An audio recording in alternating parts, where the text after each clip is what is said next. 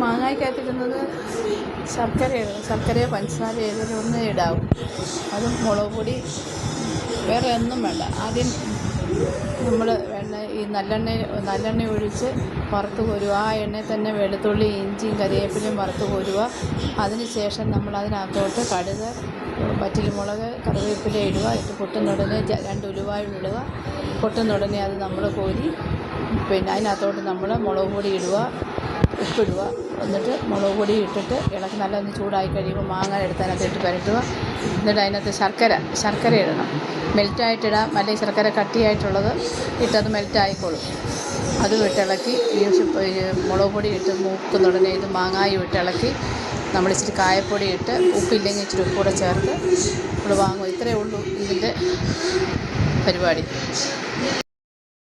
നമുക്കൊരു മധുര ഈ അച്ചാറിടാം. പുളിയും മധുരവും എരിവും. ഇപ്പോൾ വറക്കട്ടെ. മാങ്ങ വറക്കുക. മാങ്ങ വറുത്ത് എടുക്കണം. ഇതിന് വലിയ പുളിയുള്ള മാങ്ങയല്ല.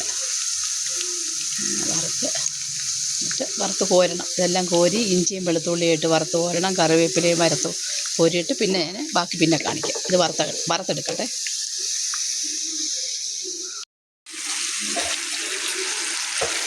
അപ്പോൾ ഇതിൻ്റെ അവസാന ഘട്ടത്തിലേക്കായി. കണ്ടോ, ഇങ്ങനെ എടുത്ത് നമ്മൾ കുപ്പിയിലിട്ട് വെക്കണം. എന്നിട്ട് ശകലിച്ച് ചപ്പാത്തിയൊക്കെ കഴിക്കാൻ നല്ലതാണ്. ചോറ്, ബിരിയാണി കഴിക്കാൻ നല്ലതാണ്.